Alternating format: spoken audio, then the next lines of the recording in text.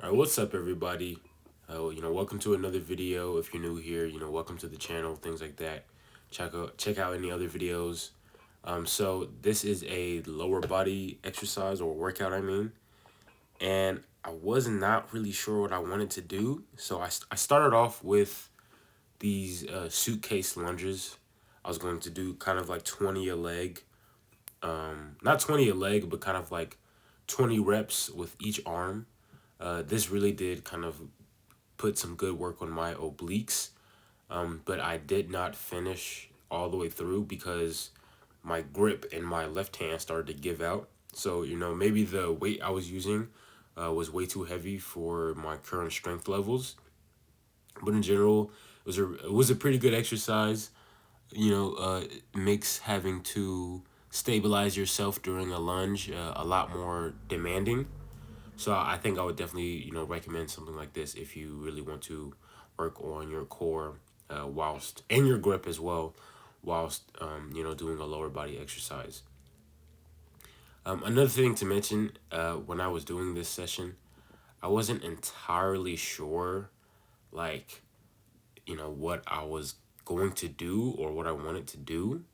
So I'm just like, improvising. I'm freestyling. I did a lot of stuff, but a lot of that stuff wasn't recorded because it's like, do I want to do this exercise? Do I want to do this stuff like that? Do I want this to be in the actual video? So there was like, I did jump squats. I did sprints across my backyard.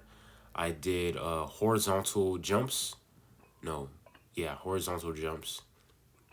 I did some calf raises, but I did calf raises because a lot of the jumping had my calves like very much just activated, so I had to make sure I stretched. I even did some kicking. I recorded the kicking, but for a lot of other things, I barely recorded that.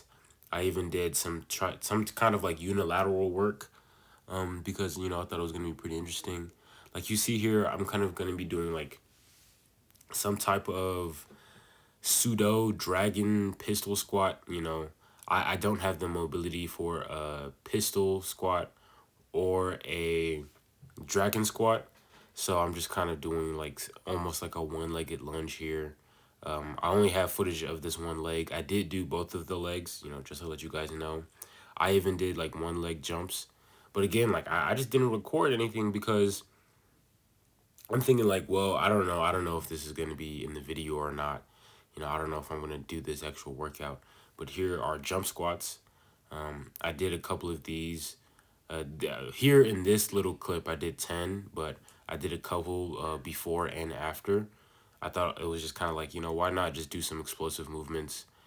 Just train differently, just kind of get some different type of work in. I thought it was pretty interesting. And after the first 10, or after those 10, after, like, I couldn't really do another rep. I was going to try another rep, but it wouldn't have made sense. And here is the kicking. I had to set up this bag in some type of contraption. So I have like a big carabiner on the top, kind of bringing it down lower. And then I have these two kind of like rubber bands at the bottom that are pretty thick.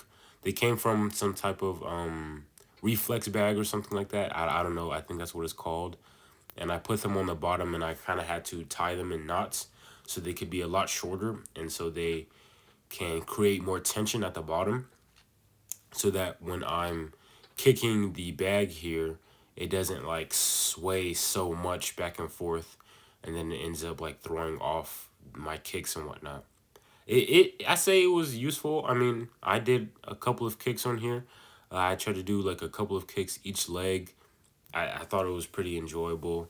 I didn't really see any problems, but just probably to not have to do this all the time, I should probably get like a heavier bag if I want to keep kicking. Kicking was pretty fun in general. I did like it. A lot of demand in your core, of course. A good amount of demand in your hips, especially, and in your lower back. So you really want to make sure you stretch and you warm up in those areas, especially like in your obliques, right? Because there's a lot of twisting and turning. And by the way, just a preface or preface, I'm not, of course, the best striker or best kicker here. I went to like one Muay Thai session, which was like free at like some type of gym downtown, and we did roundhouse kicks once. So I'm just kind of taking from whatever video I watched or videos that I watched on YouTube, and that one time I was there. So I know my kicks aren't like the best looking kicks ever, but these are what they are now. But I'm pretty sure, of course, if I keep practicing, if I try and stay dedicated to these kicks, they'll become a lot better. And I do know that my right kicks are better than my left kicks. I can just feel it. I have a lot more oomph, a lot more power. I think when it comes to having to switch your feet before you do the left kick, it becomes a bit more difficult to bring that power from your hips. I'm gonna have to work on that. I am kind of working on that a little bit, just in between these videos here. If you saw, I'm trying to figure out like, okay, I come back here and I make sure I'm in striking distance and things like that, right? Because I have long legs. I have pretty long legs too. So I have to make sure I'm not too close, not too far, because I don't want to just miss the bag. And then I don't want to hit my shin, my whole entire shin on the bag, because that's just going to be incredibly painful. So, but I'm having a pretty good time. I'm feeling like some type of Street Fighter character, just like kicking the mess out of this bag over here. It's pretty fun. Maybe I will get a heavy bag. I'm seeing some that are on sale. Just to kind of vary up my training a little bit. Maybe get more into martial arts and things like that. And what I have next here is leg raises. So it's my usual style, or not exactly. It's a little different. So at first, I tried to do my usual style, like how I would do them on the bar. But doing leg raises for like obliques, like twisted leg raises on rings, is a lot different because you just kind of keep moving around and swinging around. So I realized like, okay, no, this isn't that easy. Let me try and get to the bar and put it in between the rings. But I was thinking like, no, because the rings are just going to rotate and the bar is just going to rotate as well. So I'm just going to do kind of like windshield wipers. I'm pretty sure that's what they're called, which was very effective, very challenging. I've only done those, I'd say, a couple of times on the bar and on the rings. But in terms of like, what type of leg exercise you should do, especially if it's just like a leg raise variation where you want to train your obliques, I would say you should kind of do the windshield wipers because of like the rotational movement of the rings. Very well complements the rotational movement of a windshield wiper. And as you can see from the activation of my abdomen, I am getting some pretty good work in here. I had to rest a good amount in between my second set of these leg raises because it was so taxing on my core. Actually, it was pretty interesting how I just like, oh wow, man, like my entire like core, my obliques, my lower abs, things like that, were really engaged. And again, like I think leg raises are just my go-to exercise for core. Like if you told me that I had to pick one exercise, it would be like leg raises or this type of leg raise right here, like some type of rotating leg raise or a windshield wiper, because I believe that's going to give you complete like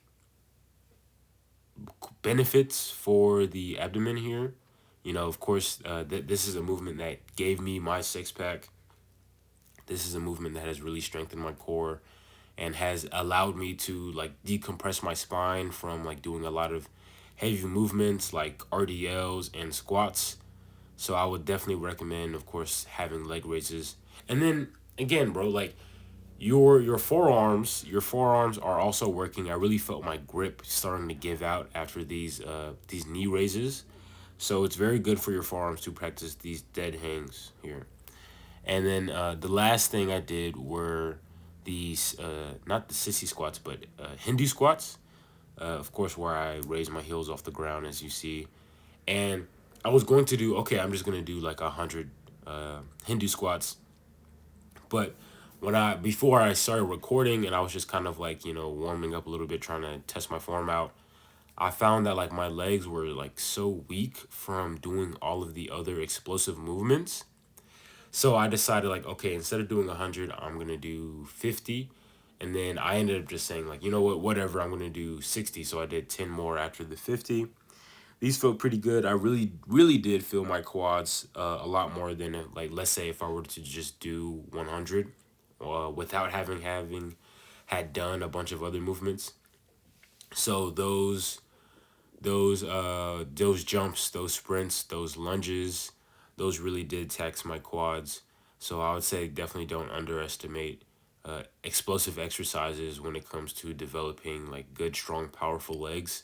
Like if you look at someone like a sprinter, they will have like these huge quads, glutes, hamstrings, because those are muscles that are needed to develop the power that they need for their sport, right? Even cyclists, right? They have these enormous legs. They have like gigantic legs, bro. Like they have huge legs, man.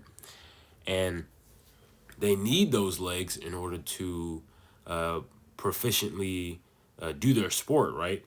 So, they might not be doing a lot of, especially sprinters, they might not be doing a lot of like heavy squats, like how, let's say, a bodybuilder or a powerlifter would do, but they would do a lot of explosive movements, a lot of movements for your hips and your abductors in order to strengthen, of course, those muscle groups for their specific sport. Now, if what you want from your training is just to have like just big, strong legs, then of course, there's nothing wrong with only wanting to do like, just barbell squats and RDOs and deadlifts. Go ahead and do that. But if you really want to train for specificity or some type of athleticism, go ahead and train those explosive, muscles. And, that's about it. See you guys in the next video. Have a good one.